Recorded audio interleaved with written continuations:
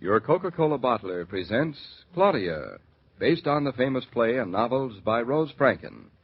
Brought to you transcribed Monday through Friday by your friendly neighbor who bottles Coca-Cola. Relax, and while you're listening, refresh yourself. Have a Coke. And now, Claudia. Stefani, how's the play going? So far, so good. Knock wood. Oh, Keep your fingers crossed, too. they're crossed already. I've got to remember to uncross them when I go out on the stage. The audience seemed to like the second act, didn't they? Well, they didn't walk out. It's so different playing in front of an audience. Everything goes so much better. Personally, I could do without opening night. It is too bad you can't open a play on the second night, isn't it? Hey, don't you go on pretty soon? Another minute or so. Yeah. I don't like to stand too near the stage. It gets me sort of nervous. Don't be nervous. You're doing okay. Almost over. Just my one more scene with Victoria, and I'll be through. Oh, don't forget to bring the cocktail glass on stage with you. I hate having to hold it. My hands are shaking so. Well, it's one of the nice things about being on the stage. The audience can't see your hands shaking. Oh, they can't unless I spill everything that's in the glass. Don't say things like that. We better go down to my entrance. I'm almost down. Hey, Props, bring Claudia her cocktail glass. And Joe, bring down those spotlights slowly. They're up too high. Look, that Victoria manners look beautiful. I wish I looked like that. Well, if you did, I wouldn't trust you for 2 seconds. Anne, come out here on this terrace this instant. That's you, Claudia. Get out there now, and for Sam's sake, act. I'll try. Anne, do you This hear is me? it. Oh, well, there you are at last. Here I am, Stephanie. You wanted to talk to me? You bet I wanted to talk to you. What is it? You stand there looking me in the eye and saying, what is it? What is it, Stephanie? I want you to leave this house. I want you to leave this house and never, never come back. I thought that's what you were going to say. I've been expecting it for a long time. I'm ready to go, Stephanie. It's funny. You're my sister, but somehow when I look at you, all the love and all the memories we shared are all gone. I'll go. You had all this planned, didn't you, Anne? I don't know. I don't know anymore what I'd planned or even what I meant to do or what I meant to say. All I know is that I'm ready to leave, and I don't care if I never come back. Anne, where are you going? I bought a ticket for New York this morning. If you like, I'll let you know where I'm staying. Anne, do you need some money? I don't need anything. You've taken away the only thing I ever really needed. I love Guy, Stephanie. I love him more than you'll ever be able to love anybody. But you've won him. He's yours. I wish you luck. You're going to need it. Pretty words. Goodbye, Stephanie. You're very proud. Yes, I am. I'm very proud. For the first time in my life, I'm not afraid of you, and I feel I can manage without you. Goodbye, my beautiful sister. Anne, don't go. Don't leave me, Anne.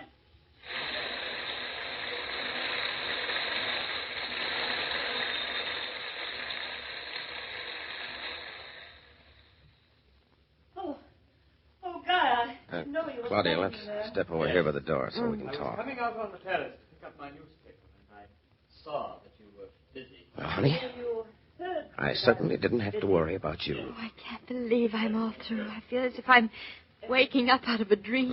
You weren't asleep. Nobody does what you did unless they're very, very conscious. Half the time I was out there, I felt like another person. Was it really all right? Well, you heard the applause, didn't you? When you went off stage? Was that for me? Well, of course. What did you think it was for? I didn't Certainly know. it was for you. You were that good. Frankly, I didn't know you had it in you. Had what? Well, let's call it spunk.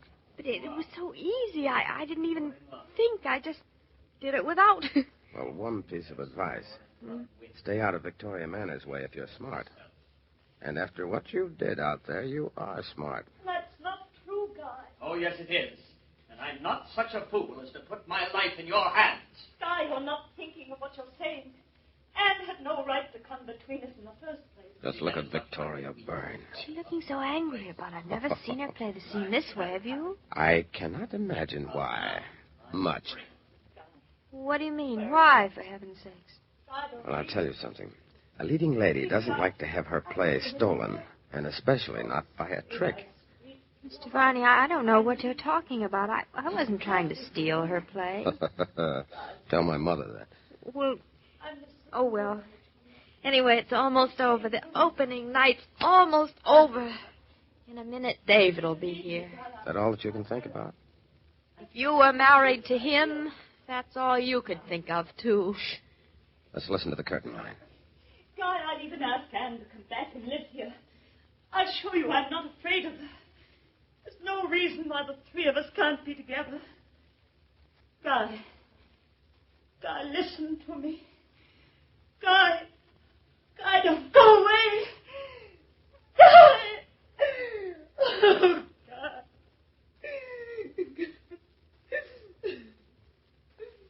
I'm quiet, the audience. Music to my ears. Curtain. Okay, everybody on stage for curtain calls. Everybody get out there. Come on. All right, take it up.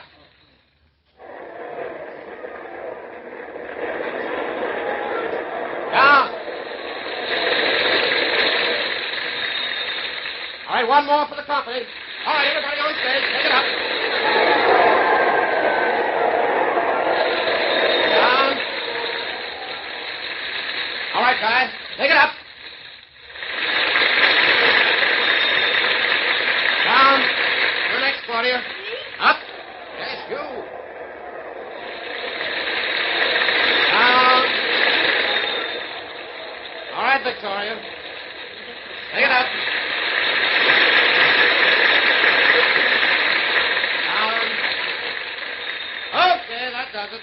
Bring up the house lights, and everybody was swell.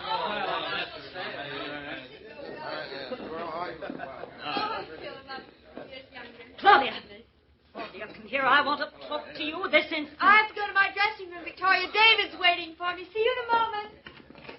Well, if it isn't little Kitten Cornell herself. Hello, darling. Oh, David, I couldn't wait until the play was over. Why didn't you come back to see me between acts? I didn't come back because you didn't need me. You were better off alone. How'd you know that? Because I love you. That wouldn't make any sense to anybody but us. That's all it's supposed to make sense to. Oh, darling, nothing's real but us. Mrs. Naughton, you're getting makeup all over me. Kiss me and shut up. What's the idea of coming in here without knocking? Think nothing of it, honey. It's show business. And you know what you can do with show business. Why the devil can't you knock? I came in to congratulate Claudia for giving an outstanding performance, and what do I get? Insults. She was pretty good. Sure was. Then I always knew she would be. Well, I'm not married to the girl, so I didn't know just what one could expect of her. And Naughton, if she pulls tricks on you the way she did on Victoria Manners, Oh, what? Playing innocent. Going to go right on talking about me in front of my face? You bet we are. Good, I love it. A horde of people are outside who want to see you, and also Victoria Manners. Who else? Julia and Hartley and Roger came up for the play. I didn't know. You didn't tell me. I didn't want to make you nervous. Nothing would. David, when did you invite them? Oh, a few days ago. Oh, David, darling, then you really had faith in me. You weren't even afraid to have relatives in the audience. Oh, by the way, I saw Nancy Riddle outside, and we're all invited over to her house for a party. Oh, wonderful. Hey, where's Mama? I think she's with Julia and Hartley. They're out front. Did she like the play? Everybody liked the play. We're a hit, and now my ulcers can relax. Doesn't anybody knock in the theater? No. Here you are, you little double-crossing. Hello, Victoria. You've met my husband, haven't you? Uh-oh. Don't throw that stuff on me. Palming yourself off as an amateur, as a beginner. Going around so sweet, so naive and innocent. And then playing that trick on me. Miss Naughton, your career in the theater is ended. Finished. As long as I live, you'll never work again, and my maternal grandmother lived to be 103. Now, careful, Miss Manners. You're talking to my wife. Well, I don't know what you're talking about, Victoria. Oh, much you don't. cocktail glass you held in your hand during our last scene. I was supposed to hold it, wasn't I? Yes, you were supposed to hold it. You weren't supposed to put it down on the back of a sofa. Well, you see, all of a sudden I realized my hands were shaking so.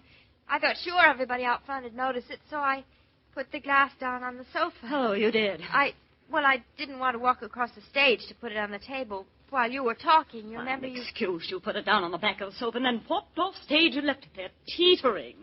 Did I do that? And there it was, teetering through my most important scene. So who was the audience watching? Watching Victoria Manners in the most important scene in the play? No. Every last eye was fixed on that teetering cocktail glass that you planted there to steal attention away from me, you little vixen. Did I do that? You most certainly did, and it was beautiful. Oh, how awful of me. If I thought you'd have done that on purpose. And as for you, Mr. Naughton, you stage-door Johnny, pretending that your wife has eyes for no one but you'd better watch out or she'll play a trick on you just the way she did on me. Well, don't think I'm not thinking of that. Now, you just remember, Claudia, during the rest of this play's run, no more funny business. Come along, Jim. Coming, Victoria. Nice going, kid. She's quite emotional, isn't she? Yes, quite.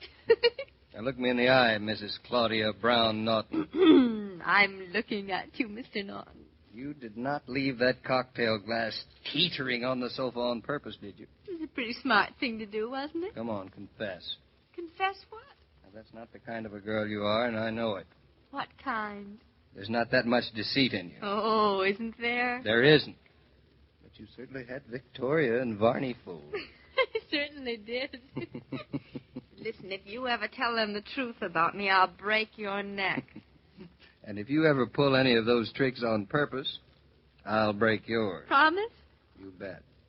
Now, come on, hurry up, get ready. Let's go to the riddle party. Oh, a pox on the riddle party. My plans are for just you and me, darling, and the man in the moon.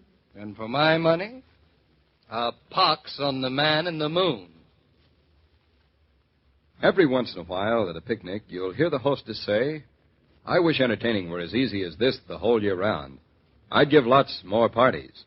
But entertaining can be that easy, summer, winter, spring, and fall, if you keep plenty of Coke in the refrigerator. Then all you need do is bring out bottles of ice-cold Coca-Cola, and your guest will carry on from there. It's not formality people want. It's pleasant, relaxed, good times. And Coke helps bring everybody, young or old, the pause that refreshes. Well, put it there, Mr. King. We're in. I don't know about you, Mr. Varney, but I counted on Claudia from the very start. Well, you know her better than I do. I didn't think she had the spunk in her to play such a trick on Victoria Manners. Oh, Claudia's got a lot of spunk and a lot of heart, too. Well, yes, I knew that. Claudia's able to take everybody for their own value, no matter how different they are from the way she is. Jared Tucker, for example. Oh, he's that old farmer who lives down the road, isn't he? That's right. You'll be meeting him tomorrow night. You don't say. And it'll be some meeting. Take my word for it. So long, Mr. Varney. I'll see you tomorrow night. Every day, Monday through Friday, Claudia comes to you transcribed with the best wishes of your friendly neighbor who bottles Coca-Cola.